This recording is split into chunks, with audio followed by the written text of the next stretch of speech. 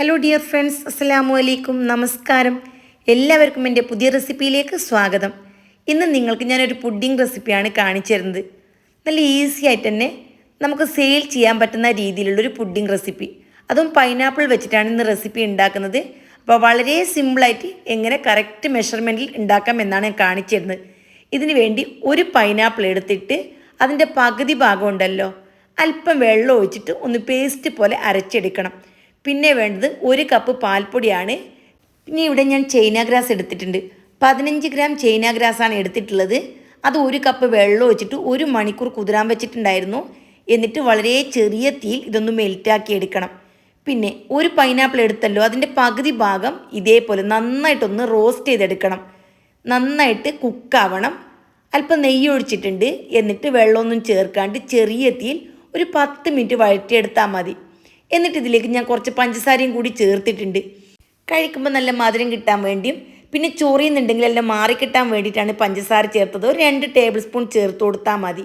ഇവിടെ ഞാൻ 3/4 ലിറ്റർ പാലൊന്ന് തിളക്കാൻ വെച്ചിട്ടുണ്ട്. ഇതിലേക്ക് 1 കപ്പ് പഞ്ചസാരയും കൂടി ചേർത്ത് കൊടുത്തു. അതായത് 750 ml പാലാണ് നമുക്കിവിടെ ആവശ്യമുള്ളത്. പാൽ നന്നായിട്ട് ചൂടായി വന്നതിന് ശേഷം പഞ്ചസാരയും ചേർത്തിട്ട് തിളപ്പിച്ചെടുക്കണം.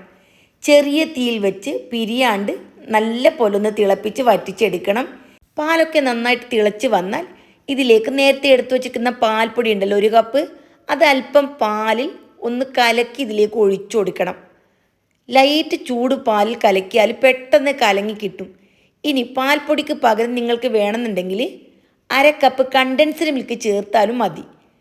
എന്നിട്ട് നന്നായിട്ട് ചെറിയ തീയിൽ വെച്ച് തന്നെ ഇതൊന്ന് വീണ്ടും തിളപ്പിച്ചെടുക്കുക. നന്നായിട്ട് തിളച്ച് വന്നാൽ ഇതിലേക്ക് നേരത്തെ അരച്ച് വെച്ചിരിക്കുന്ന പൈനാപ്പിൾ പേസ്റ്റ് ചേർത്ത് കൊടുക്കണം. പൈനാപ്പിൾ പേസ്റ്റ് നല്ലപോലെ പേസ്റ്റ് പരുവത്തിലായിരിക്കണം. ഇനി പേസ്റ്റ് അല്ല എങ്കിൽ ഇതൊന്ന് അരിച്ചൊഴിച്ചു കൊടുത്താലും മതി. പൈനാപ്പിൾ ചേർത്ത് കൊടുക്കുന്ന സമയം തീ വളരെ ചെറുതന്നെ ആയിരിക്കണം ഉണ്ടാവേണ്ടത്, അല്ലെങ്കിൽ പെട്ടെന്ന് പിരിഞ്ഞു പോകാൻ ചാൻസ് ഉണ്ട്. ഇപ്പോൾ പാലൊരു പിരിഞ്ഞ പോലെ നിങ്ങൾക്ക് തോന്നുന്നുണ്ടാവാം. അത് കുഴപ്പമില്ല, അത് നമ്മൾക്ക് പാത്രത്തിൽ ഒഴിക്കുമ്പോൾ കറക്റ്റ് ആയിക്കോളും. ഇനി ഫ്ലെയിം ഓഫാക്കണം. അതായത് പൈനാപ്പിൾ ചേർത്ത് നന്നായിട്ട് ചൂടായി കഴിഞ്ഞാൽ ഫ്ലെയിം ഓഫാക്കിയതിന് ശേഷം മെൽറ്റാക്കി വെച്ചിരിക്കുന്ന ചൈന ഗ്രാസ് ഉണ്ടല്ലോ, അത് ചേർത്ത് കൊടുക്കണം. എന്നിട്ട് വീണ്ടും നന്നായിട്ടൊന്ന് മിക്സാക്കി എടുക്കണം. ഇവിടെ പൈനാപ്പിൾ കുക്കാവാൻ വെച്ചിട്ടുണ്ടായിരുന്നല്ലോ, അത് നല്ല പോലെ വഴന്ന് വന്നിട്ടുണ്ട്.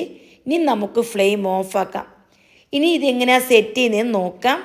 ഞാൻ വലിയ ട്രേ ആണ് എടുത്തിട്ടുള്ളത്. എനിക്ക് സെയിൽ ചെയ്യാനുള്ളതാണ്, അതുകൊണ്ട് വലിയ ട്രേയിൽ ഒഴിച്ചു കൊടുത്തു. ഈ ഒരു ട്രേക്കുള്ള അളവാണ് ഞാൻ നിങ്ങളോട് പറഞ്ഞിട്ടുള്ളത്.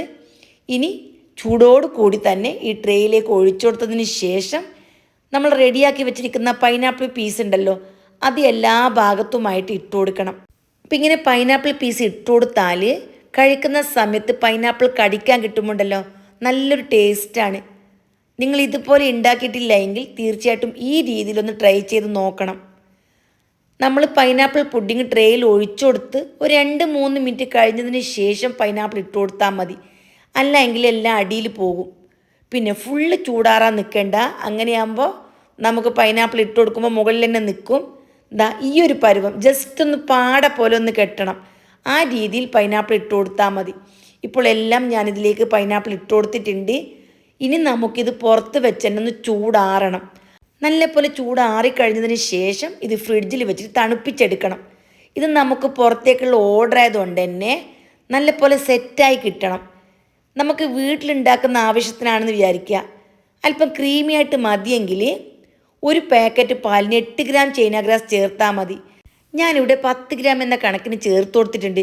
ഇത് കുറേ ദൂരം നമുക്ക് എത്തിക്കാനുള്ളതാണ്, അതുകൊണ്ട് നല്ല പോലെ സെറ്റായി കിട്ടണം. അപ്പോൾ 1.5 പാക്കറ്റിന് 15 ഗ്രാമാണ് ഞാൻ ചേർത്തിട്ടുള്ളത്. അപ്പോൾ എല്ലാവർക്കും മെഷർമെൻറ്റെല്ലാം മനസ്സിലായിട്ടുണ്ടാവുമെന്ന് വിചാരിക്കുന്നു.